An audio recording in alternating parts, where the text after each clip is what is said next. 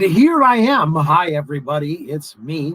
Notice the Haunted Mansion. I'm in front of my favorite place in the entire universe, at least in the Disney universe, the Haunted Mansion. You'll also notice that I'm wearing my Santa glasses tonight because why? Uh, I can't find my other ones. And frankly, these don't look half bad on me. So there you go. Right now, we have a full house tonight. And I'm going to introduce you to one of my favorite people in the whole wide world right here, Miss Jack Ledgy. Hello, Hello. Jack. Hello, How hello. are you doing? I can hear you just fine. Can you? I'm quite excited because we're going to have three hosts, call them three hosts tonight. And one of them is going to be you. How are you, darling? Good? I'm actually wonderful. I'm excited about this. I am too. I'm even more excited I'm taking these off. because of who we've got in the lineup tonight. Mm-hmm. Our lineup will include everybody that I said it would include.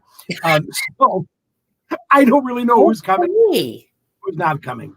But I've got a couple of videos that I'm going to try, and I've got Daryl Taylor Hazel on video that I'm going to have to hold up to the camera to do. But let me introduce you to our other co-host tonight. It's this fella right here. Ladies and gentlemen, it's Mr. Michael Walters. Hello. Michael is coming to us all the way from Wilton Manors, or, just outside of Wilton Manors, Florida. Close give enough. or take a mile or two. And we're excited. Michael, since I've got you here already, and I've actually got two in the bullpen warming up, I'm excited about that, let me tell you. I've got, and I won't tell you who they are yet, but one of them confused the crap out of me with his name. I have to tell you they did. Me too. Yeah. Who the hell is that? I have no idea. So here's the thing. Well, let's start with your story, Michael. What kind of ghost story? You want to talk about the ghost story already? You're diving right into it, wasting no time whatsoever. You've got a big docket tonight. We've got a big docket. You do. We've got a lot of people. Well, my theater ghost story is one from my college in Arkansas, Southern Arkansas University in Magnolia, Arkansas, where our theater program was, well, let's put it this way, it was better than Barber College, but not by much. No, it was a lovely theater program. They did a lot of great things. I'm just thinking just the name Arkansas is enough to be scary enough. Yeah, it is. I was just there, so I can tell you, yes, it's frightening. Now, I will tell you that this story goes back quite a ways. Our theater was called Harton Theater, and it was attached to the main framework of Overstreet Hall, which was the big science and administration building. And the theater was originally faced the opposite way, in the opposite direction. In other words, the theater actually had a stage on the far end of where the audience sat now. That's neither here nor there. But the fact is that back in the day, when it was like that, there was a student by the name of Beatrice, and I used to know her last name. I no longer remember it because the years and the fog have overtaken me. Beatrice was a student at Southern Arkansas University, and she was in a production of Eugene O'Neill's Wilderness that they were doing. And she was playing one of the characters, and one night she could not get a lift home, and she lived down a country road near Stamps, which was just outside of Magnolia. And so she decided that she would walk. And she walked home following the railroad tracks. Need I say more? Yeah, she was killed on the railroad tracks, hit by a train, and they were right in the middle of the production. But so somebody had to step in for her. But during the production, weird things started happening. I mean, almost immediately. The woman who took over her part, was walking backstage, and she stopped. She just halted, and there felt like somebody was standing on her skirt. And she moved, and then she turned around, and she thought her skirt had gotten hung on a nail, something out of the stage floor. And it turns out there was no nail there. She just kept getting pulled back. There were lots of other different things that went on during the course of this show. Very, very minor, but things that made them wonder what's happening here, what's going on. And so the story of Beatrice became legend at Southern Arkansas University. Wow. And so when I was there, I mean, of course, we had heard the stories that she was sighted around the theater. And I thought, okay, one of the students that actually had an encounter with her walked up into the lobby, and in the lobby there was a huge spiral staircase that went up to the lighting booth.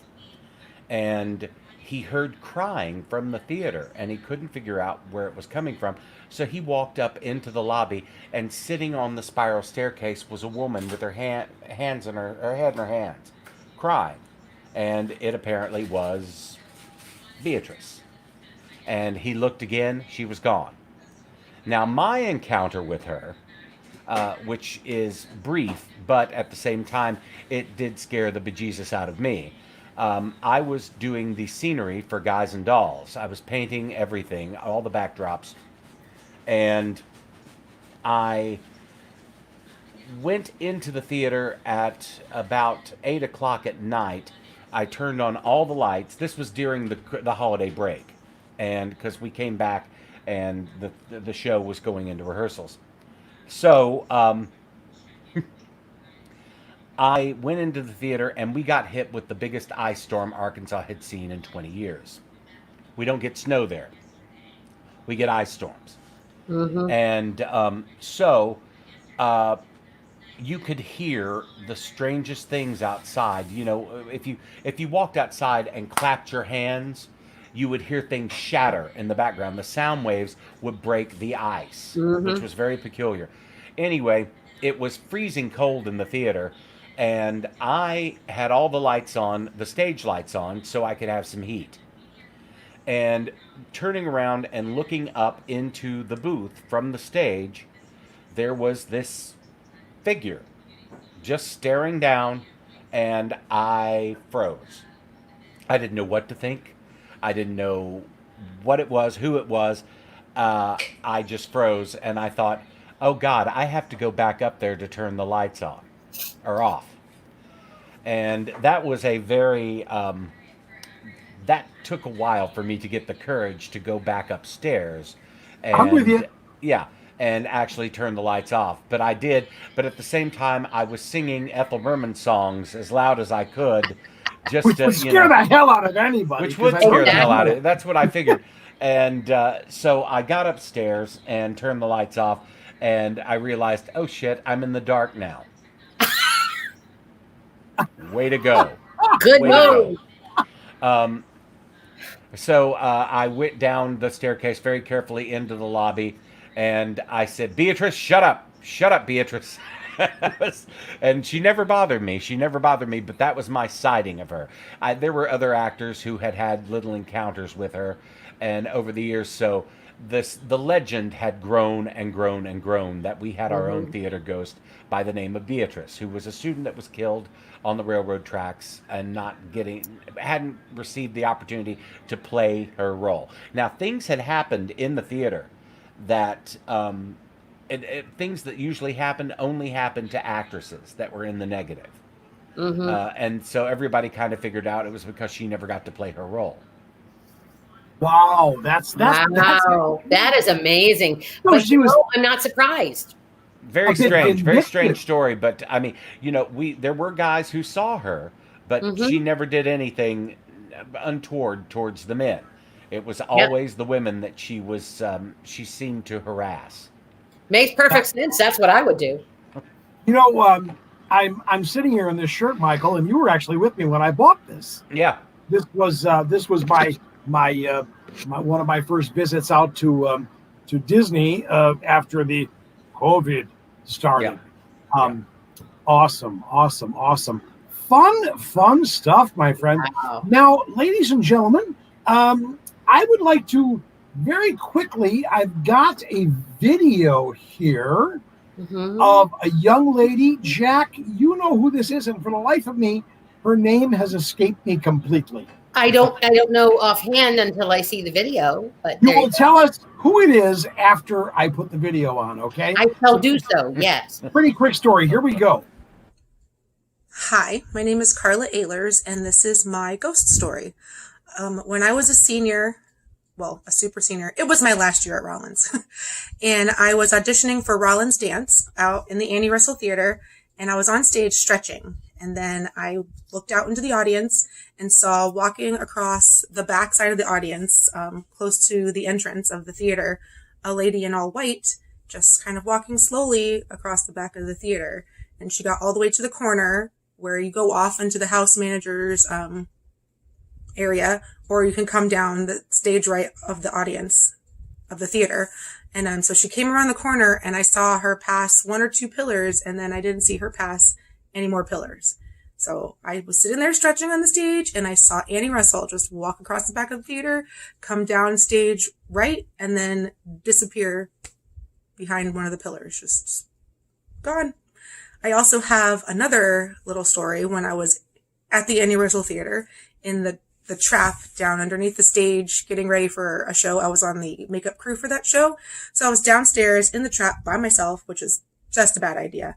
And then a bunch of doors started slamming down there underneath the stage. And so I ran quickly back upstairs, and I never again went down into the trap by myself.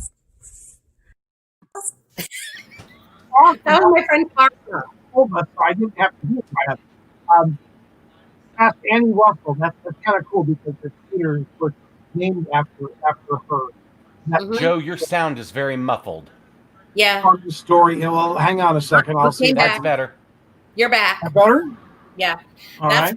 That is my friend Carla, and we work together at PRT, Playwrights Round Table.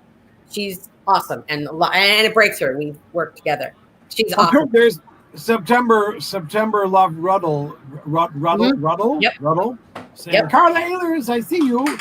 Yep. I don't know if she's in here or not with us, but there you go. I think she has something else tonight, and that's why she's not. That's why she sent the video. Now, right now, I want to bring in one of our on-screen guests here, and I think we're gonna have more as moments go on.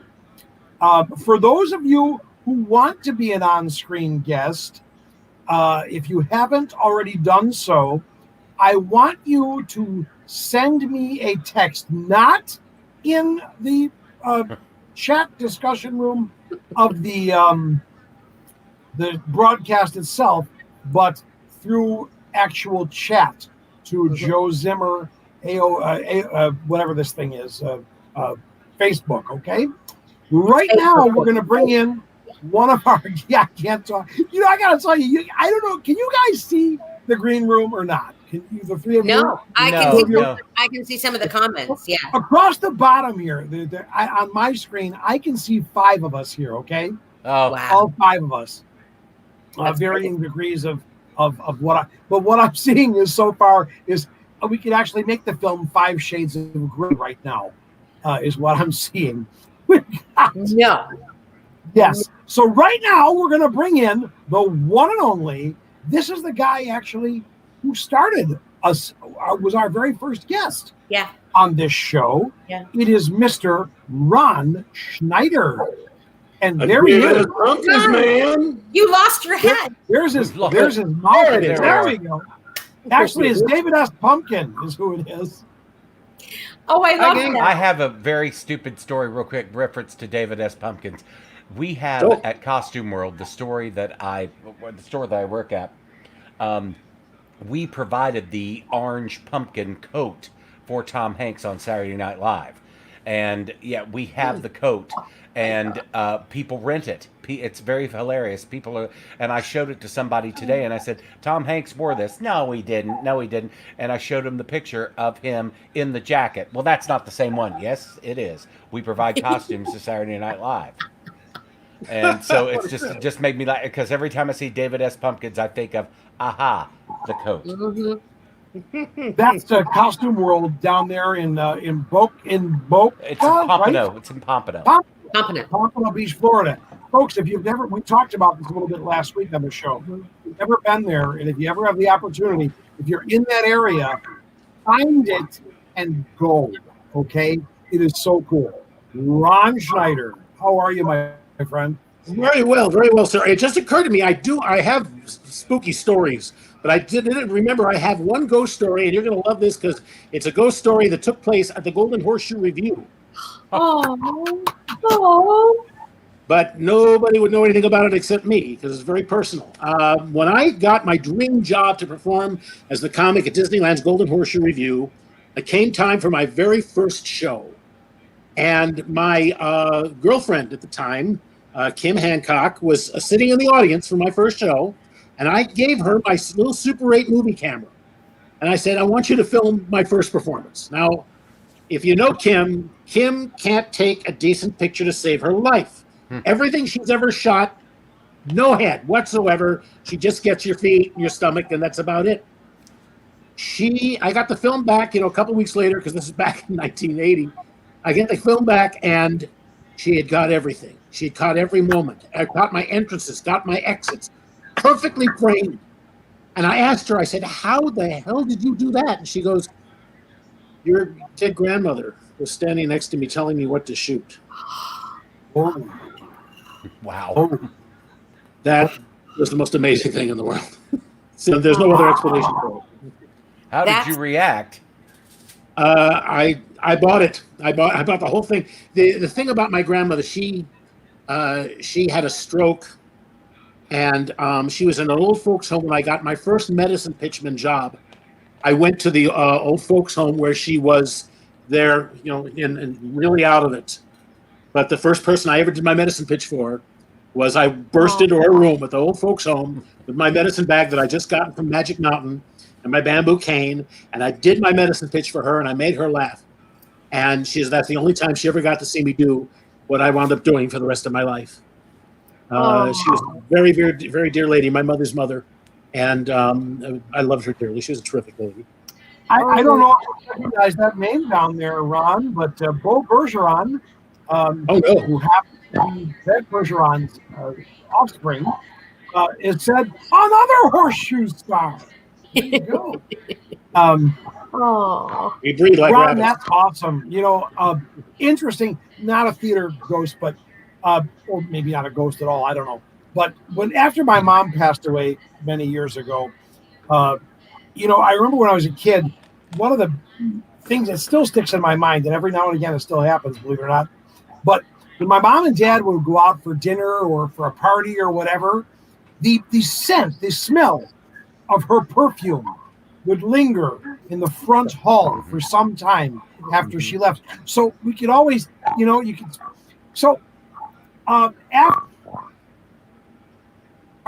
after my mom passed away, I was walking through that front hall one day, and what do you suppose I smelled? I smelled that perfume. I smelled that. Now, this was after we had gotten everything of hers pretty much out of the house, with perfumes and everything. And every once in a while, I still smell that perfume, believe it or not. So that's, what? They're with us, man. They are with us. Of course they What are. else you got, Ron? I got a couple spooky stories.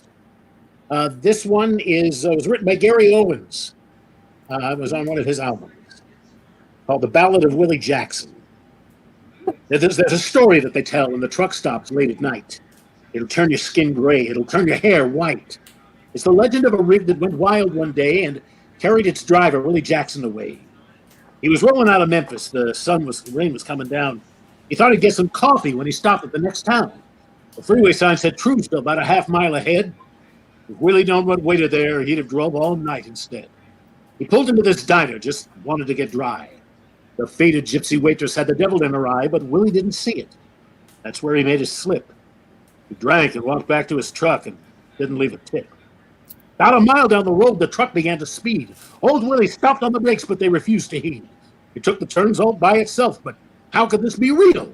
A screaming 10-ton semi with a demon at the wheel. They say sometimes when it's raining out and everything is still, you can hear old Willie Jackson come a-rolling down the hill. You can hear him moan, you can hear him groan, you can hear him scream and cry. And many people speculate as to the reasons why. Some say it's because he's lonely. Some say it's because he's sad. while others say it's just because he's gone stark raving mad. But there's still another reason why he's howling through his tears. He hasn't made a rest stop in 47 years. Ah, Ha, ha, I love that. that was I love wonderful. that. That was delightful. Oh, I love that. This- That's I got awesome. one other story. This is actually a poem I used to do up at the Canadian Dinner Theater, written by Robert Service, one of my favorites. A It's called The Canadian Ballad Dinner of Theater? Blasphemous Bill. What? A Canadian dinner theater? It was a dinner Hey. show we did at the Banff Springs Resort, the Castle in the Oh, in Rockies. Banff. Okay. All right. Yeah, in Every Banff. time I think of Canadian dinner theater, I think of buffet, eh? You serve Sure you can moose. settle? It's called The Ballad of Blasphemous Bill. Oh dear.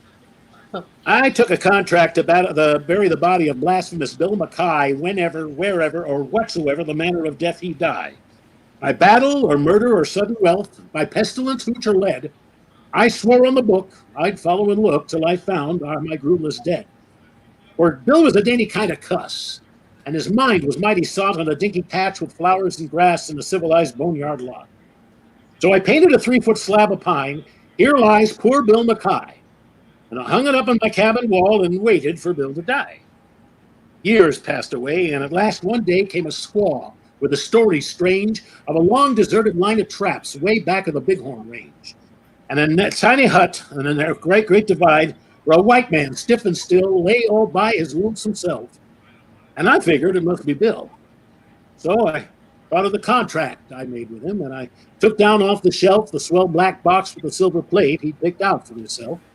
And I packed it full of grub and hooch and flung it on the sleigh.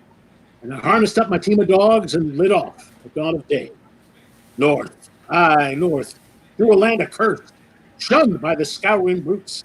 And all I heard was my own harsh word and the whine of the Malamutes, till at last I came to a cabin squat, built on the side of a hill. I burst in the door, and there on the floor, frozen to death, lay Bill. Shimmering ice on the dead man's chest, glittering ice in his hair, ice on his fingers, ice in his heart, ice in his glassy stare. Hard as a log, and trussed like a frog with his arms and legs outspread.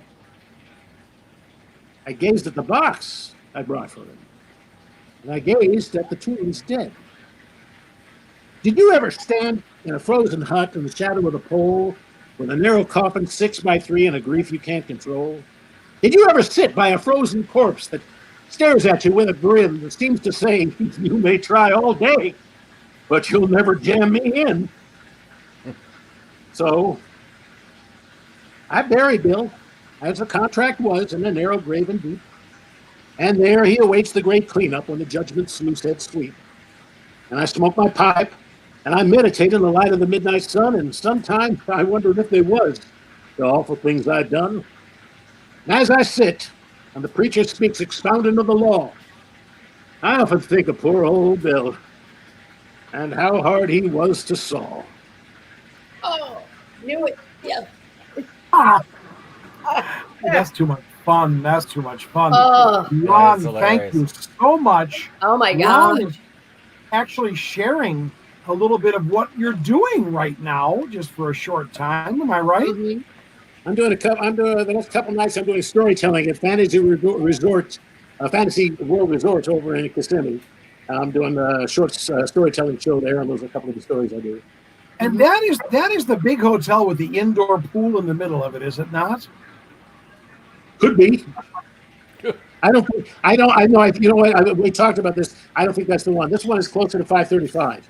Yeah. Fantasy Okay, World. that's a different one. No, believe me, if you were in the one I'm talking about, you'd remember, because the minute you walk in the door, you are hit with a wall of chlorine smell. Yeah, that ain't the one. Most That ain't the assuredly. one. Well, Ron, thank you very much for being with us, ladies and gentlemen. Mr. Ron Schneider. Goodbye. Bye. Bye, Ron. See you later. Wow, this is too much fun. I Oh. want to show you guys something real quick. Now I'm scared. Well, you should be. We I thought know. you should. Check this out. Aw. You see that? That is Jack and a couple of her cohorts playing Witch. And Sanders there's and another one Sisters. just for kicks of Jack dear. doing some weird shit. I do weird shit. But I just wanted to throw those out there. Right now, I'm going to try this. If this doesn't work, I apologize. But I'm gonna remove the guys for a moment, the kids for a moment, and I'm gonna play this video if I can, if it works. I don't know if it will or not. Giving it a shot. Hello, Joe. Since I'm telling you an old story, I thought I would send it to you the old-fashioned way, in black and white. My story is about a theater in Newburgh, Indiana, which is a small town on a river. It's a theater that has been there for many, many years. It started out as a live theater. It was transformed into a movie theater and then back into a live theater. I worked there directing Lady in the Dark, the musical. On one night, Bill, our lighting guy, was up in the balcony in the lighting booth, and I was standing on stage. We were focusing lights, and as I looked up, there was a man standing right behind him in this red flannel shirt. We finished focusing the lights, and I went the staircase. There was only one, and it was inside the auditorium. That was the only way to get up to the balcony and out of the balcony. I went up there, and nobody was there except Bill. So I asked him where his friend went, and he said, "What friend?" And I said, "The guy in the red flannel shirt." And he said, "There's nobody up here but me." So I searched the entire balcony. The prop room was behind the balcony.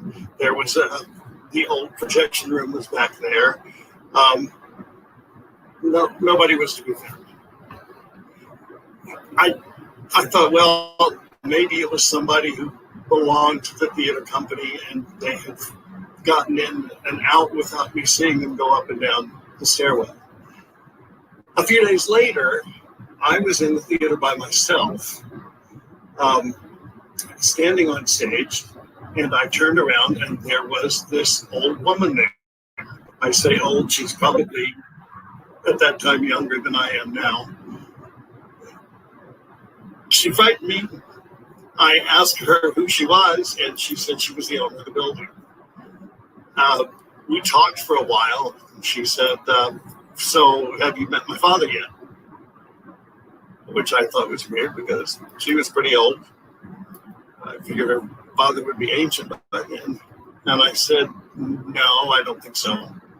And she said, "Well, you recognize him. He wears a red flannel shirt." And I said, "Oh, yes, he was there. He was here the other day when we were setting lights. He was up in the balcony behind the light booth." And she said, "Yes, he likes to make sure that he likes the show that's going in, and if he doesn't, he'll make trouble for you." And I said, "Well, why would he do that?" And she said, "Well, he's very protective of this theater. He was here when the theater opened. He was just a little boy. He used to come here when he was a boy, and he finally, when he grew up, saved up enough money to buy it and turn it back into a live theater because it had been a movie theater." She said, "But he had some problems, and he hung himself in the projection booth." At that point, I wasn't sure what to say. So I just said, "Well, what do I do to appease him?" And she said, "When you come in the theater, just say, 'Hello, Fred.' And when you leave, just say, 'Bye, Fred. Have a good night.' And it'll be fine." I did. And he was. We had no problems. And that's my story. Ladies and gentlemen, that was Daryl Taylor Hazel. Daryl is a good friend from back in the day at the Diamond Horseshoe, and as well as SeaWorld, as Santa, and oh my gosh, we did a lot of stuff. That was a great story. Reminds me of a certain thing, Jack. Yes. Yes. Yeah. Titanic. Yeah.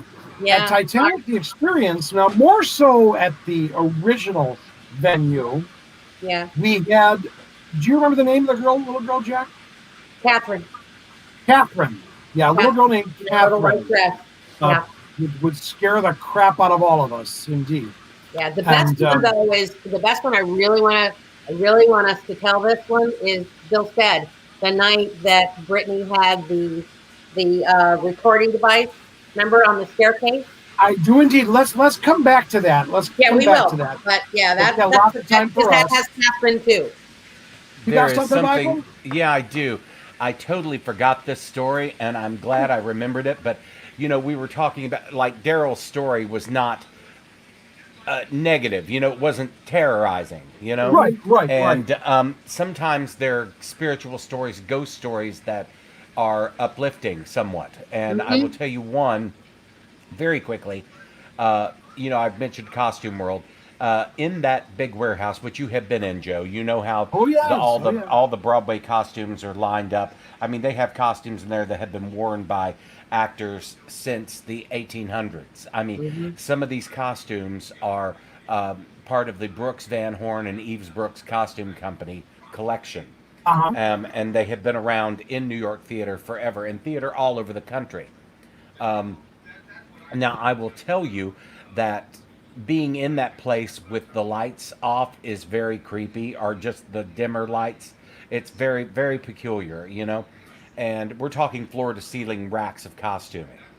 And Kimberly, who is Marilyn's daughter and the curator of the museum, said that I was on stage doing a little cabaret, and she backed up into one of the racks, and she heard in her ear, "Thank you." And she was like, "What?" She didn't know what to think, and she heard "thank you" very, very quietly, and she figured it was one of the ghosts of yesteryear thanking them for preserving those costumes, which I thought is a great story. Yeah. I have to agree with you. That is awesome. That's an awesome story. I like that a lot. And again, I cannot stress enough. Talk about theater ghosts, Yes. Yeah, really. But if you have a chance to see that museum, oh my God. When are we going, Joe? Okay. I'll tell you what. You want to go? I'll go. Yeah. I happen to know somebody who might be able to get us in. So. Really? You think I might know the same person? You might. I know. What's funny? I have had I've had quite a few run-ins with theater ghosts, at ghosts in general, but theater ghosts, and in at least 3 theaters and then Titanic. And honestly, Michael, it's the same thing. They've never been terrorizing, they're always very gentle and helpful in some cases, protective, and never anything that was malevolent in any way. Yeah. And I think that's really amazing. I really do. Yeah. I got to tell you, I'm excited about our next guest. Do tell. Well, I'll tell you what. This guy has been on the show as a guest before, and September we're going to come to you as well. But first, we're going to go with this guy because I can't wait to hear what he's going to tell, because I know it's going to be awesome. Folks, this to me, this fella is, I call him, for me, he's theater royalty, at least a prince among men, as far as I'm concerned. Because, hell, he gave me work once across the globe.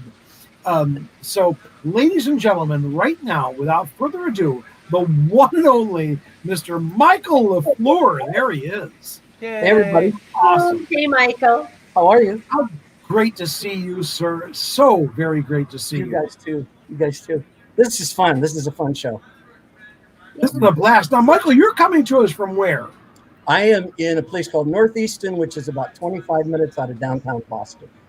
Okay, so Massachusetts. And we're getting snow tomorrow. Mm-hmm. Yay! Better it should be you than me. I'm just saying. Yep, my relatives in Connecticut are saying the same thing, Michael. I despise it. I absolutely despise it. And I swore I would never live with snow ever again. And here I am in Snowmageddon, I like it when it I love it. happens, like when it's coming down, and everything turns white. It's so pretty. And about a day and a half later, Yeah, and then it's You're all over it. yucky and mucky and decky. Yeah, yeah. Yeah. Yeah, I hear you. I hear you. So, what have you got for us, Michael? I cannot wait. well, it's a little epic, guys, a little long-winded. I'll try to keep it brief, but to show you how epic it is, Have you been watching the long-winded part? Enjoy yourself. yeah. This was something that was so bizarre, experienced by so many people, that I was actually inspired to put it into a screenplay format, because I said you cannot write this crap, you know. So for this show, I went back into my files and pulled it out. First of all, what I didn't know at 20, 21, 22, 23 years old, whatever it was, but here's the story. I have to be careful how I tell it, because it does involve actual people or whatever, and I don't want to, cause any issues. But I came to Disney in 1978 to be a kid of the kingdom. And when I came there, the amazing, amazing, amazing mentor director, Forrest Bay had sat all of the kids down and said to us when we first came into work, this is not forever. This is not your forever job.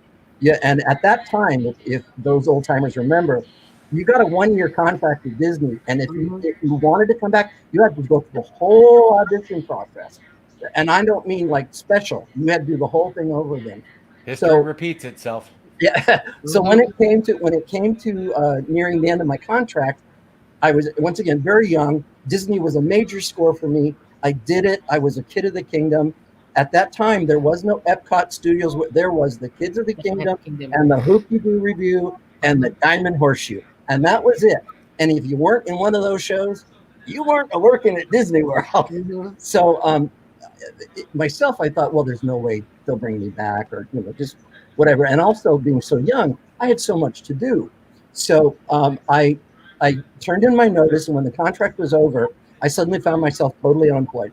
Well, lo and behold, the universe answers. There's an audition in Florida for the Broadway-bound production of the revival of Joshua Logan's Annie Get Your Gun, directed by Joshua Logan. I can go on and on with accolades. So I auditioned, and lo and behold, I got the job. So I go to Ocala, Florida, which is where this is. And as I drive up to this theater, the theater is literally in the middle of a cow pasture, in the middle of nowhere. I mean, there's barely a town. I think it's like maybe 10 minutes from the nearest civilized point to this place. And I'm thinking, who would build a theater, in the middle of nowhere? Well, it was built by a family. The family's name I'm going to leave out of the story, but let's suffice to say, Kabillionaires. Kabillionaires because the gentleman invented the convertible furniture apparatus ever designed. We all have them in our homes. We all had. Remember the commercials? They're standard now. You can buy a couch that converts. This is the man that actually invented that. Billionaire. Okay, so the wife, lovely. First of all, lovely people. I don't have even the slightest bad thing to say about them. They were so wonderful to everybody and to us. The wife had wanted to be a theater patron and create a theater. So anyway, when I get there, I find out that there's myself, and I think there was maybe one other person that was from Florida, and everybody else came from New York City. Our director was Joshua Logan, the Joshua Logan. Anyone who doesn't know him, he wrote, directed, produced Annie Get Your Gun, South Pacific, Paint Your Wagon, Bus Stop Picnic. I can go on and on and on. So anyway, I'm flabbergasted. I'm going to be working with this guy. Well, when we get there, the way that they're housing this is right adjacent to the theater, within walking distance, is an abandoned college academy, the best way to put it, out in the middle of nowhere, totally abandoned. Well, we were put into what was the main dormitory house where all the students were housed. So you understand. I'm sorry to take so long to set this up at all. No, it's great. When you walked into the main house of this dormitory, there was a giant common room, sofas, television set, what have you. If you went straight back through, you went into what was a kitchen, and the kitchen was enormous. It was because it was for the whole dormitory. It was like a restaurant, you know what I mean? Several stoves, whatever. And then from this, think of that as a square. There's a staircase that went up both sides over the kitchen, and then how can I explain this to you? On one side, the left side, if you walked in through the door, on the left-hand side, or right-hand side, excuse me, was a row of bedrooms across the back, and then off to the left was a long hallway. The long hallway had about 30 rooms on each side, and then a second floor. So we're talking 60 dormitory rooms, and they were all cinder blocks, and they were each one had a little bathroom. There was a shower stall, a toilet, and a sink, and then a common room. Now the fun stuff starts. So I'm one of the first people to get there because I live in Florida. So when I get there and go into the place, it's completely abandoned. And they said, go ahead and move things around as you desire, whatever. Well, as I get there and I'm walking through, slowly but surely, other cast members are coming in. Every single piece of furnishing in this dormitory environment were knockoffs of experiments that this inventive mind, prototypes, if you will, of further products. So if there's a lamp, if you open the lamp, there would be an iron inside of it. And then the table that it sat on, an ironing board pulled out. So it converted into an ironing board, lamp, bedside table. There was a reclining chair. I recall that when you pulled a lever, a dryer hood, a hair dryer hood came up over the top. Everything turned into something. And these were all, and some of them were quite bizarre because they were experiments, So being there I went to every room I could find. And the funny story is later when everyone came to my room, they're like, how'd you score this room? Because I went and cherry picked from all the other rooms, matching lamps. And, I had, if you opened my room, it looked like my apartment, But anyway, the cast all came in. Randy Buck, famous Broadway stage manager, was our stage manager. Everyone had a really good time. We went to the theater to rehearse. We found out that when we were in rehearsal in the theater, it was like the greatest family I'd ever been in. The star of the show was Pamela Blake. Pamela Blake, Broadway star. She was Cherry in the musical Cherry, based on Bus Stop. Streisand recorded some of the songs. I can go on. She's a Broadway database. Her tremendous talent, tremendous singer. She and I clicked off right away, and we found out we had this great family rapport. But when we came back to the dormitories, spats started happening. People started being uncomfortable with each other. People were short-tempered. I'll include myself. And anybody that knows me knows it takes a lot to upset me. A lot. So listen, I was with you in Japan. I know that for sure. That's a whole other show. So anyway, it was just weird. Well, anyway, one night, very, very late at night, people are in their rooms, whatever, doing the thing. A couple people reading in the main room. Andy, young lady, came out of her bedroom, and she leans over the balcony and she says, "Guys, there's someone in my room and he won't get out." Well, right away, because the tech crew all lived there. All of us lived there. Tech guys, give me my wrench, bum, bum, bum, bum, bum. And so these guys go hauling up the stairs. Well, a couple of us came and looked in. It was weird. If you stood in her doorway and you looked in the corner of the room, there was a person standing there. Now, those of you know what I'm talking about. If you're in a room where the lights go out and you can't see anything, but someone's there, you can still see them, even though they're not there. Call it a shape, a shadow, whatever you want. You just get that. Well, that's what it was. When you turn the light switch on, it's just a corner. Off, there's the figure. On, there's, and everyone's like, wow, that's really creepy. That's really spooky. Well, she refused to stay in that room. So she moved to another room. There were 60 of them available. So she moved out. So that was the first incident. The next thing, I'll cram several together. This is over several days. Who keeps running up and down the stairway in the back hallway and knocking on doors? And not that kind of knock, but that kind of a knock, you know. And then everyone started accusing each other, who's screwing around, who's doing this, who's doing what. Well, then the big kaboom was one night. One of the guys came in and said, "Guys, you have to come see this."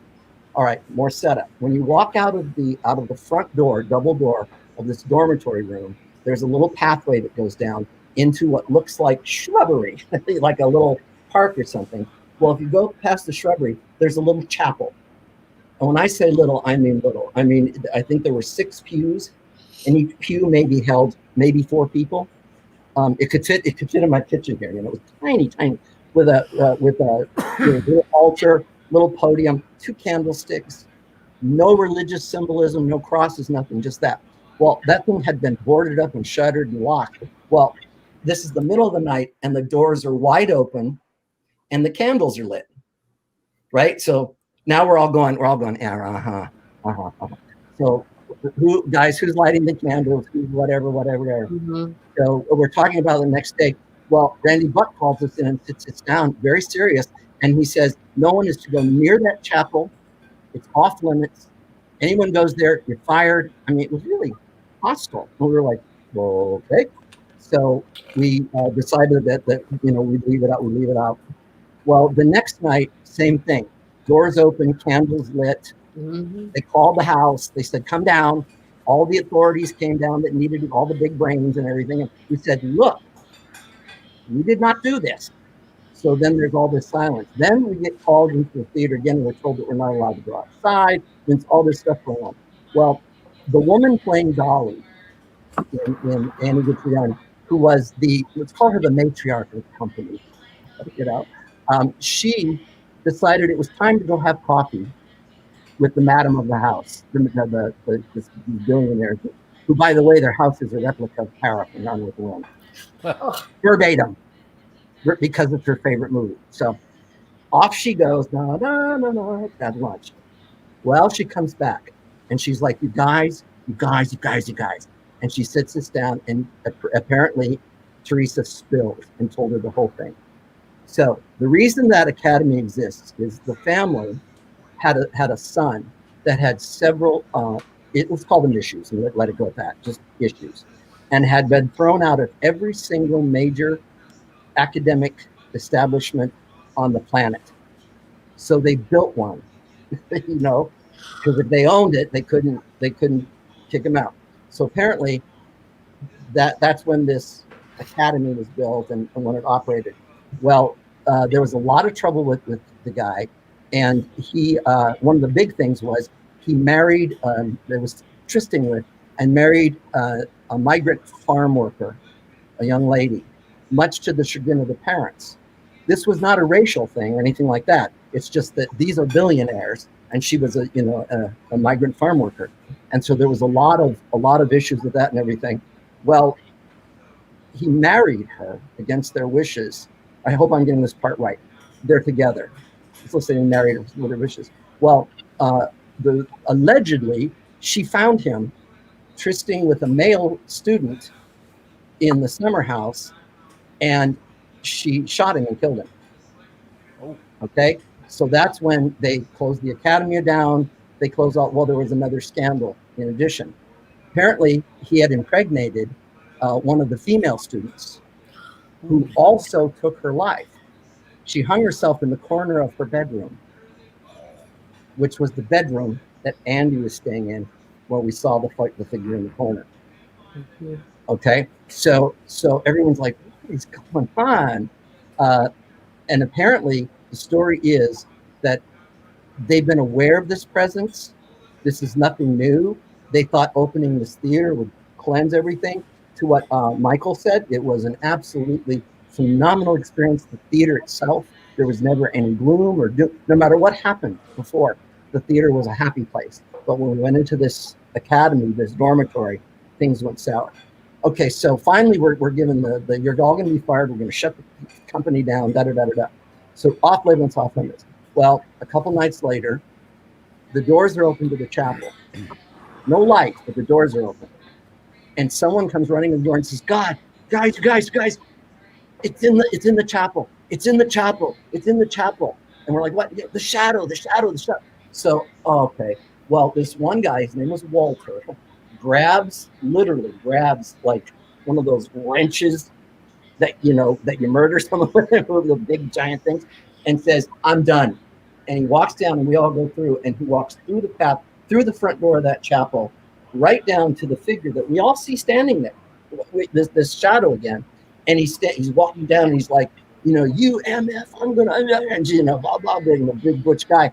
He stops short 3 feet in front of this figure and screamed like I have never heard a man scream in my life. It was so primal and so filled with fear that literally made your skin crawl. And he threw the wrench at the figure and he ran. That same night, he packed his bags, got in his truck, and left. Oh. And we're all like, what is going on? Well, then the next day, we're told all rehearsals are canceled. Nothing's going to proceed further. Remain in the dormitory till further notice. So Lydia, again, the dolly, goes back up to have coffee again with Teresa. She comes running back. You guys. We sit down. 3 limousines pulled up. In the limousines were 2 nuns, a Catholic priest, and Jean Dixon. You are making this up. Dixon. Oh, I told you, you'd never believe it. Jean Oh my God. Dixon. Okay, so there's a whole big come to Jesus meeting of some kind. The next day, we're canceled. Now, let me explain to you. Not only was I doing Annie Get Your Gun, it was a 5-show season, and it was a men's season, because when they bring everybody, 1776, 7 Bride for 7 Brothers, Annie Get Your Gun. What was the others? I'll think of it in a second. Damn Yankees. I'll think of this anyway. The whole season, equity, full thing, Broadway-bound production of Annie Get Your Gun. We were going to Broadway.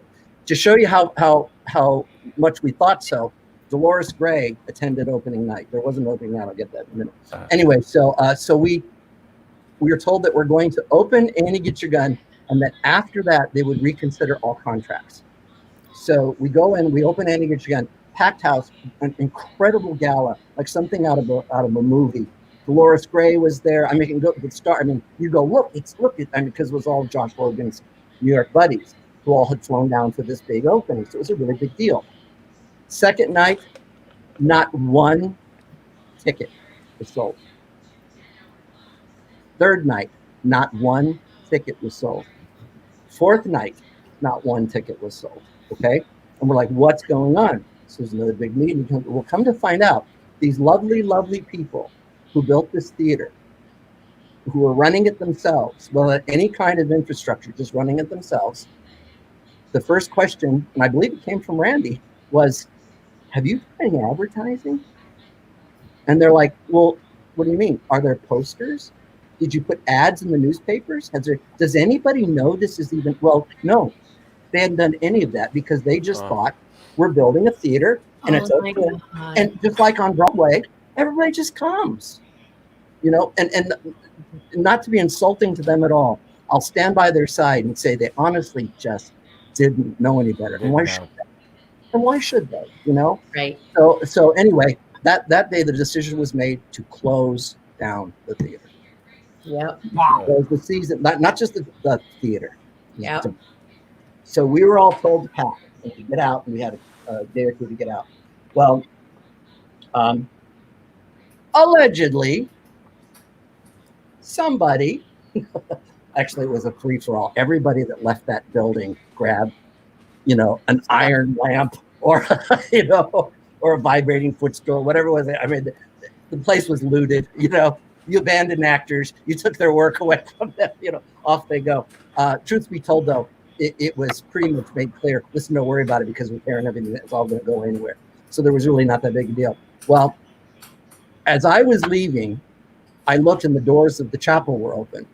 And I went in by myself one more time because I thought, well, let's have another look-see. And it was perfectly fine. And they had the candlesticks were tall. And allegedly, the candlestick disappeared and ended up traveling with me back to Orlando, Florida. I went from there. I went to Burt Reynolds, and when I was at Burt Reynolds, I did West Side Story there, and I got a phone call from wonderful Gene Columbus. Hey, can you come back? We have a contract that we need finished. Just finish out the contract, help us out. Yeah, I came back and stayed for 5 years. But that was sort of the welcome back. Anyway, everything that I had in my apartment when I went down to Jupiter went into a storage unit. I loaded the storage unit. The first thing that went in was the candlestick and everything. So about a year and a half later, I closed out the storage because I realized I was going to be at Burt Reynolds for at least another year, and then going to New York. So I went back and to have a garage sale, get rid of everything, pulled everything out. Everything was in that storage unit except the candlestick.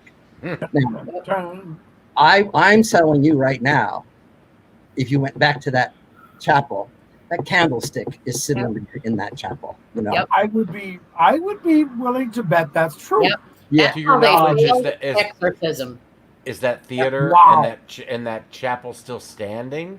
No, I think it's completely gone The now. theater's still there, Michael? No, I think everything. Now the sad part is the theater was designed based on the original blueprints of the original Schubert Theater in New York City. Oh, this was when I walked in the door, I wanted to cry. I mean, that's a shame. This was not cheap, and there were millions of dollars invested just in this first season.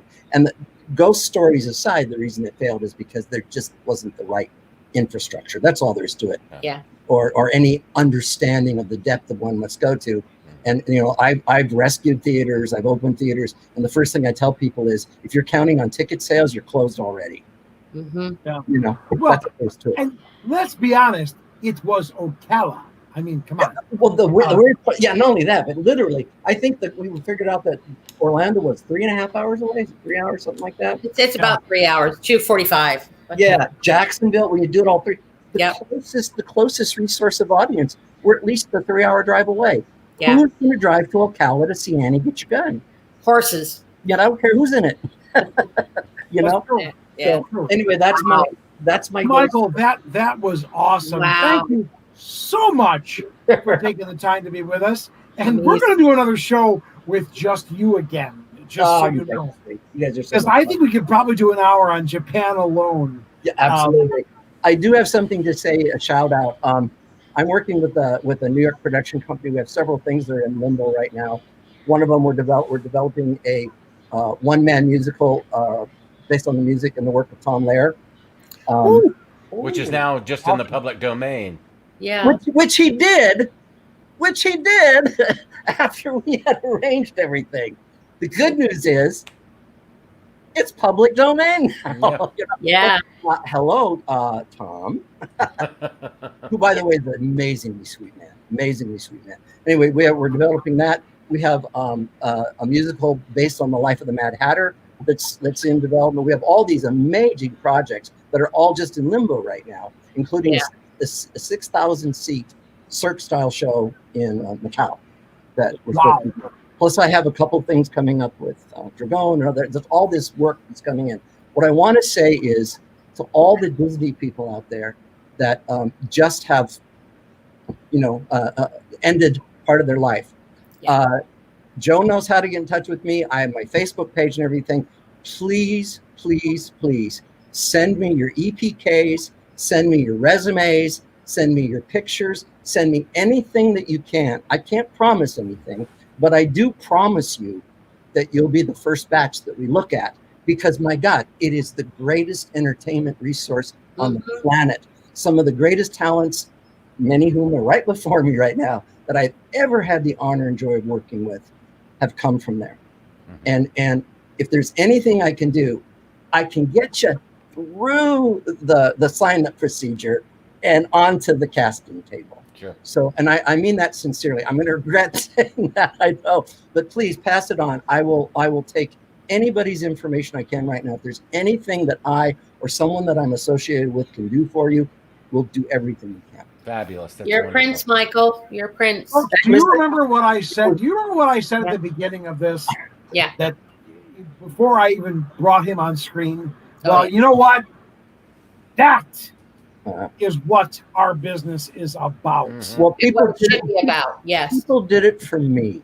Okay, people did it for me, and people did things that I mean, I could do a whole show about stories. They mean You will. Trust me with Joe. You will, Michael. Everything that I've ever accomplished in my life that's been noteworthy or that I think, wow, I can't believe that happened, is because someone helped me to get there. Exactly. Very rarely do you just walk in the door, Yeah.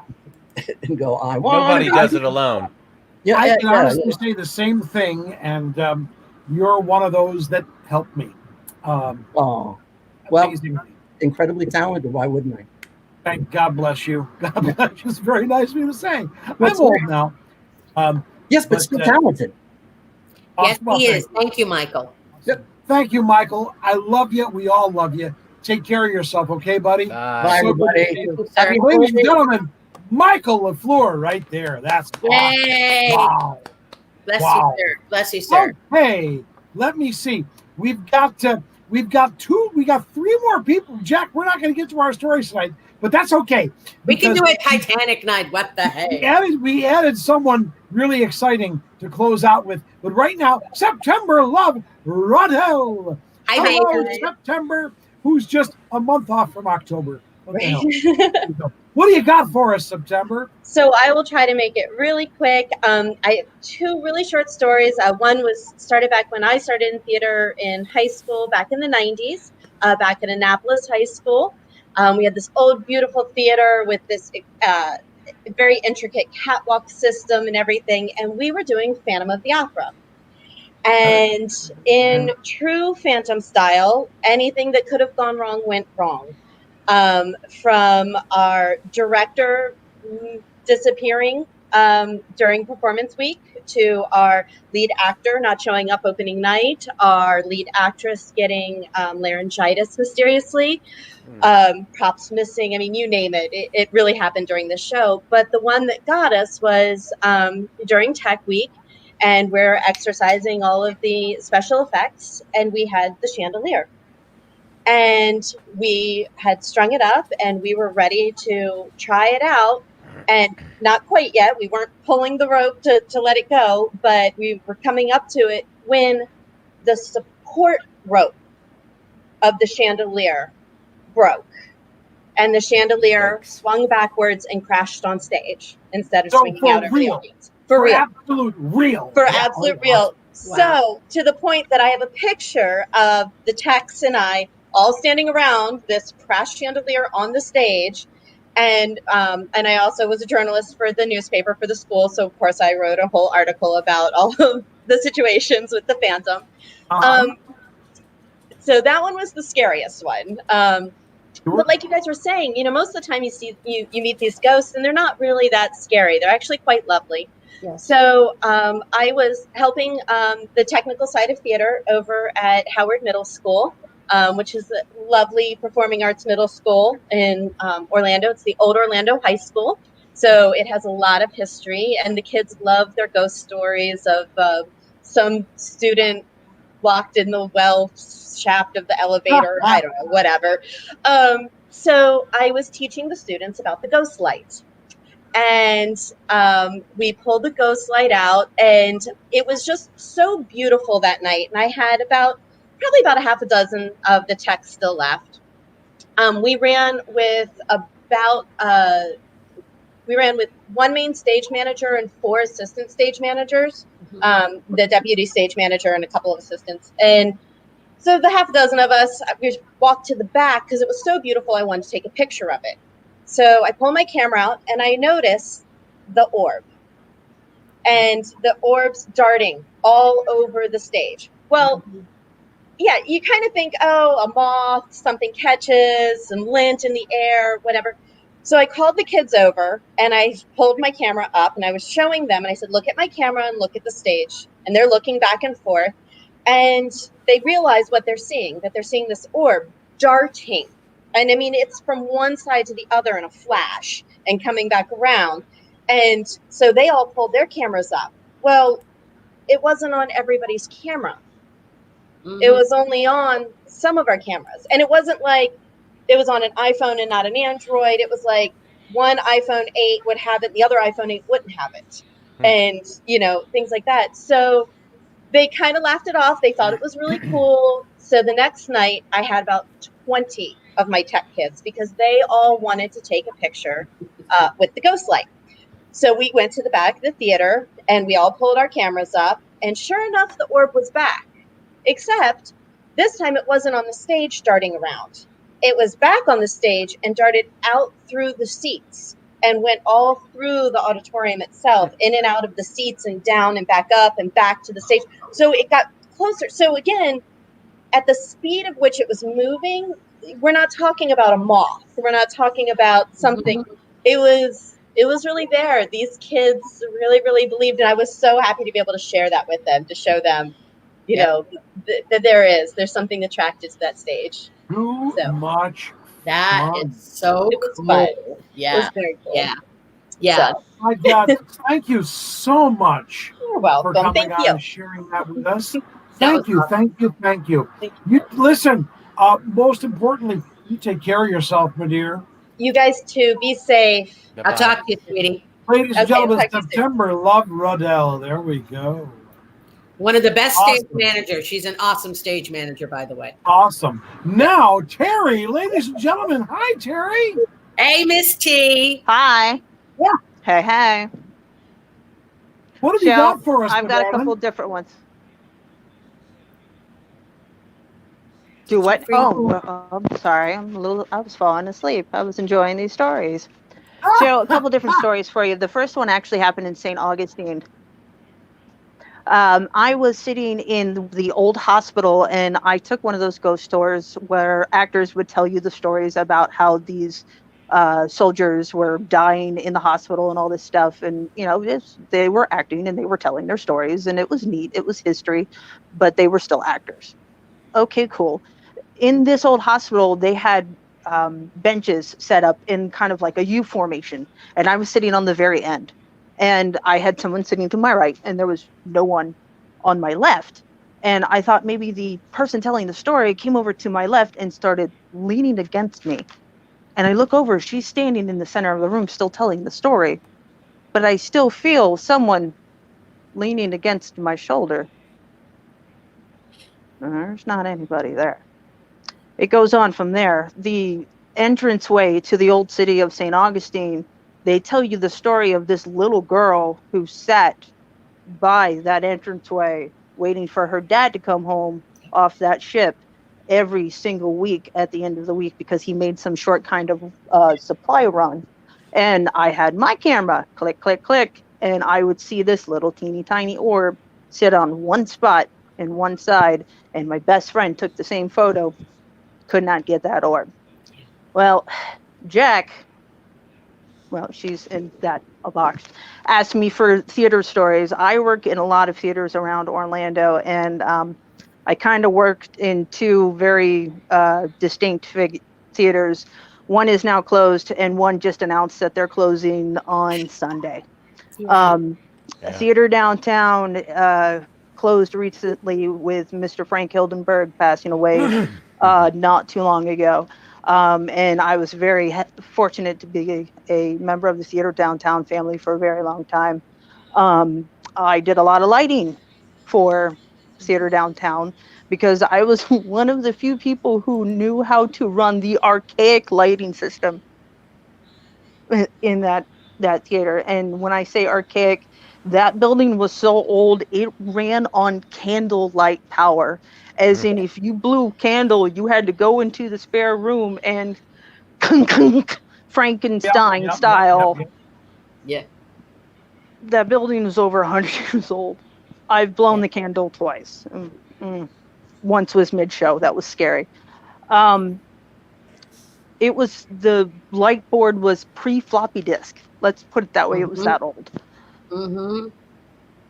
So, no, on my part, we were doing Streetcar, and I love Frank, but he didn't want to take out the second intermission, which made Streetcar really long, which made part of it really freaking boring. I'm so sorry, but at a certain point when you're like, and you're just Yeah. sitting at a light board 93 cues in, and you're about to fall out. I want to say my last lightning cue was almost over, other than the lights going down before the end. And all of a sudden, I hear a psst, it's over in my ear. Psst, hey. And there's no one in the booth with me.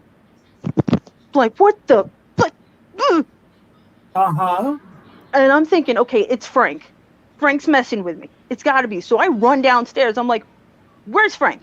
And Frank's like, he's backstage with the cast. I'm like, okay, who just came upstairs? No one. Every hair on the back of my neck. I was like, that didn't happen once. That happened multiple times. Because every time I did Christmas Carol, the same thing would happen, because whatever it was liked to mess with me during Christmas Carol, and it would just tickle the back of my neck and go, hey, hey, hey. I'm like, the last one was over the last 2 years, and that was in the Parliament House. I was the stage manager for the Footlight Players in the Parliament House, who just announced that they are closing, which 45 years of an LGBT nightclub sanctuary closing, just kind of not okay. The first time I had an interaction with the woman who built the House of Parliament scared the crap out of me. I was standing backstage, and I felt from my ankle all the way up to the side of my butt just nails. And I'm like, and I'm out. yeah, I'm like, And I asked my boss, who was a 62-year-old drag queen named Darcel Stevens, I said, what was that? She goes, oh, honey, that's Miss Parliament. You okay? I'm like, Miss Parliament is not, let me clear something up. Miss Parliament is not Paul. It's not P. No. The only reason I ask is because I knew P's ashes are under the stage. No. Yes. No. Miss Parliament, she would make sure that I wasn't screwing up. Let's put it this way. She was very particular about her stage. Oh, goodness. And the other one that made sure that his booth was ran a certain way was Chuckles passed away in 2012, I think it was. And I also worked in the booth, and the man could smoke a cigarette or 27 in a period of an hour. And maybe in a period of 15 minutes, let's be honest. Oh, Chuckles, may he rest in peace. But, oh, man. The first time I sat in that booth, and you could just smell the cigarette smoke. You still can. Oh, yes, you can. Yes, you can. But it comes across fresh. And you knew Chuckles was sitting right there. Ooh. But I hit the wrong intro music. I didn't know what I was doing. The regular tech for the night had called off. And Dar was like, honey, just go upstairs and figure it out. And I'm like, yes, ma'am. I ran upstairs, and I'm like, I've never worked this booth. It was Terry Make It Work, which is what I'm known in Orlando for doing. And I'm like, you are, my love. So I'm pushing buttons, praying to the gods above, like, let it work. And I smelt that wave of cigarette smoke come across my nose, and I knew it was Chuckles going, you pushed the wrong button. I'm like, crap. And I knew it was him. I knew, and that man is still sitting there, and he will sit there until they level that building. They absolutely will. May be coming a lot sooner than we think. Unfortunately, yeah. Sadly and not so sadly at the same time. Yeah. It is what it is. But I mean, there's Miss Parliament and Chuckles. I mean, the queens will do what the queens will do. That's for sure. Terry, I want to thank you so much for being with us tonight. That was so kind of you to step in. Thank you. And absolutely. Take care of yourself, okay, my love? It's so great. Bye, Miss. We love you. Big round of applause, gang. There we go. All right. Okay, we've got one more guest here who is a surprise guest who I am positively thrilled is here tonight because will be here as a regular guest real soon. Perhaps not this year, but at the beginning of next year for sure. Ladies and gentlemen, the one and only James Michael Roddy, right there. Oh my hey, unmute yourself, Hey, buddy. Michael. Are you Happy unmuted? Halloween. There we go. There he is. Happy Halloween. Hello. Hello. So first off, this has been amazing. I love good ghost stories, and theater ghost stories are the best. So I messaged Joe and I just said, have you ever heard the story I had with Terror on Church Street? Oh, And boy. most people have forgotten about Terror on Church Street, but it was an amazing experience that was designed and directed by a man by the name of David Clevenger. Yep. And Out to Bay Street. Yep. And then when I got into this town, I came in to do an equity contract with the old Mark II Dinner Theater. And then Talk about ghosts. Yeah. Oh. Amen. The ghost of many careers have lived and died on the stages of that dinner theater. So when I got there, I was doing the show and Mark talked to me a little bit and he was like, "Hey, I understand you like horror movies and stuff." I'm like, "Yeah, absolutely." He goes, "I got a guy coming in tonight you should talk to." So after the show, I met David and we talked a little bit. And David said, "Well, why don't you come down? You're an actor, and come down to Terror on Church Street." Now, I love horror. I love haunted houses, and I had no idea there was anything like this in the world. It really was. It really was basically the dragon that I'd been chasing ever since throughout my career. Anytime It was amazing, wasn't it? It really was. And it really was designed as small, immersive pieces of theater. So anyway, I got hired and I worked there, and I actually started doing some writing and directing for Dave, which was great. But I was there one night, and I was upstairs in this room that was called the morgue. And the idea is that you would look out through this small little pinhole, and you would see people, guests, come through your room, and you would hit this button, and these bodies would start moving back and forth, scream. People would go nuts, and you had a microphone that you could kind of narrate it, and then you would come around the other side and scare them. So anybody that worked at Terra, some nights they were slow, and when you were just sitting there in the dark waiting, there was a presence that was around. Like it was creepy. So I get up I look through the pinhole and I see guests starting to come in, and I'm getting ready to hit the button. And then I see this little white form come up out into my eye line and start running towards the guest. And it's hitting the body bags and they're moving. So right next door was the exorcist room. So I just assumed it was the girl in the exorcist room, that she was late or she missed her cue or whatever. So I hit the button, the bags start going. I come around the other side to scare them, and they're all backing out of the room, like there's still something in the room. So I scare them. They go down. I chase them. They go downstairs, and then I'm following their eyesight. And then I turn around and I look down the corridor where they just came from, where it leads into the morgue.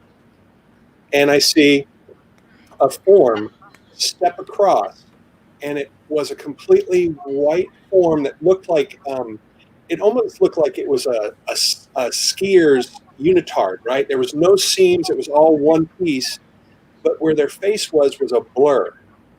Wow. And I remember they walked, turned, and looked right at me, and then continued walking and dissipated into a wall. Wow. I was like, okay, and I've been a fan of this stuff since I was a little kid, and I've seen stuff every so often, but it was like really like, okay. When it happens to you, right? Yeah, it's like, okay, that really was something. So I go into the next room and I'm like, I just saw something, and they were like, "What'd you see?" And I said, "Well," and I explained what I did, and they were like, "Oh, you saw Yellow Man." I'm like, "What?" They're like, "Yellow Man. We have a ghost here. His name's Yellow Man. That's what they call him because I guess the company originally started in Spain, and a lot of the construction people and the designers came over. That is something in that culture that is referenced as a ghost. So then I go downstairs and I tell David Clevenger, and he talks about it to me and everything. Do a little research, find out that apparently, I guess, a kid died in the building at one point. It used to be an old Woolworths building. When they created Terror on Church Street, they used props that maybe were a little more authentic than they should have. So I was really freaked out, and I felt like there was something on me, like something was physically like holding on to me. So I ended up kind of like, I had started working at Universal, and I kind of was moving away from terror. But I was like, I always felt like there's just something now on me in this building that has a connection to me. So then I go back one night, and it's probably about 2 months later, and it was a very busy night on Church Street. There's like a party or something. And I was doing another role where you take off these big cell bars and you slam them and you scare somebody, right? Yeah. And then and it locks. It's called the jail cell. Hannibal Lecter, I think, is the character there. Michael. So I do it and I put them back, right? And they're secure. And I turn around and I got the feeling again. And then the door fell. Now you have to lift the door up off of the hinge to pull it, right? So, but the door just did this. And it hit me in the back of the head. And knocked me out. Oh. You know, and I was like, I'm done. Yeah.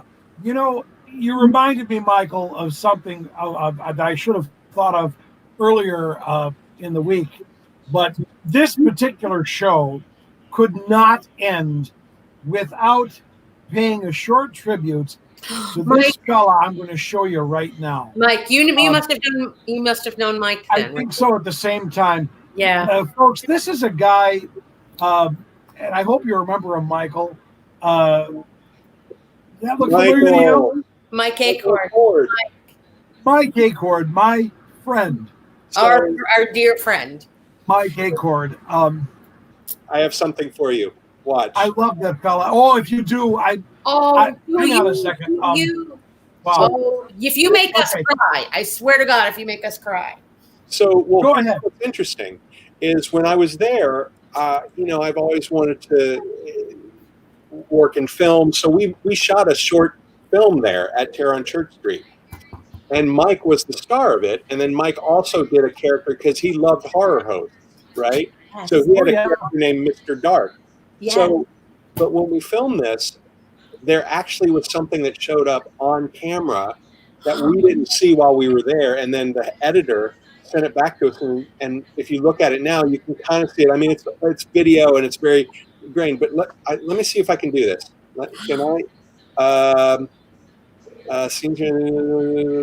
Okay. Let's see if you can see my screen. All right. So you can do that on my thing. I don't know. Look, and are you looking at Charlie Brown? No, sadly, No. Wait a minute. No. No, wait. Don't do nothing, because now we are right there, as a matter of fact. Yep. Yes. Yep. Right. So now I'm going to show you this video. It's called Dark Tales of Terror. I'll just skim through it. But so let's see. There's Mike. Yep. Oh. Alan Ostrander, right? But so this was filmed at Terror on Church Street. There's Roy Allen. Oh my gosh. Oh my gosh.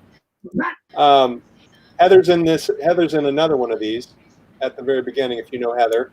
And then Penny Latoza, who used to work there. Penny. Oh. Yeah. But so this footage that I'm going to show you, the idea is that the place starts coming to life, right? So we're filming there in the middle of the night, and he runs into this area was the cemetery. So it looks dark. So you see, this is the hallway. Mm-hmm. Now watch. Here he comes. Did you see that at all? Probably. Yeah. There was somebody there. Someone behind him. Watch. Hold on. So we didn't see it while we were there, right? Here it comes. I'm going to Yeah. behind him. It looks like an arm comes out to grab him. Sure does. It is. It's something behind him. Holy moly. But there wasn't. Oh, I'm That is sure. freaking awesome. Oh my God. Right now, Mike Acord is smiling, which God knows it's not something he did. No, I never saw that man smile. But I happily have actually heard him laugh. Oh, I'm kidding. No, he was always. No, I know. But he loved Terror on Church Street. I mean, he used to tell us stories. In fact, he told us about Yellow Man. He's one of my Yeah. absolute favorite people in the world. Michael Walters could tell a very funny story about Michael Acord. We won't go there tonight. Is Michael. it the Yosemite story? Yeah, that's the one. Oh my gosh. No. How dare you tell stories about me when I'm not here? Oh, he was one of the most delightful people in the entire universe. Lon Madnight. Yeah, Lon Madnight.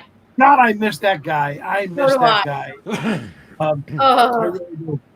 Michael, thank you. Oh my God, thank you so much. And please, I want to have you on as a guest, a regular guest, and I will be in touch. Look, I appreciate anybody that'll talk to me. As do I. Okay. As do I. So, and I have a book coming out, J. Michael Rice, Haunter's Tale. Get it on Amazon.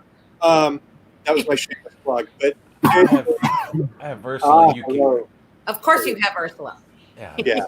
I love all three of you people. I really appreciate the time, and happy Halloween. Happy Halloween, Michael. Thank you. Happy Halloween, Mike. Ladies and gentlemen, James Michael Ruddy right there. Hi. Yeah. Hi.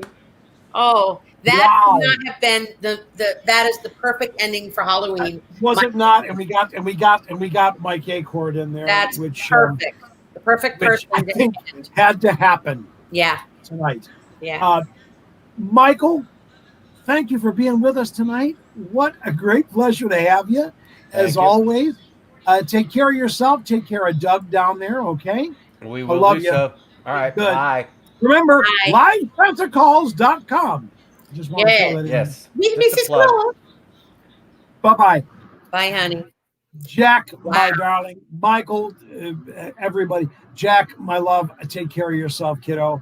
I'll talk to you soon. I know I will, whether I want to or not. You will. Yes. There you go, because we got lots of stuff going on. We love you. Take care, darling. And finally, me, ladies and gentlemen, I want to remind you, tomorrow from 11:30 until 1 p.m., Feed the Need down at Plaza Live. All of the gang down there at Disney, I love you all. I get it. Trust me, I do. A little bit different circumstances for me than for you, but I get it. And I love you, and I mean it. And I want you all to come down to Feed the Need. Great news is that we have Gilly and the girl tomorrow.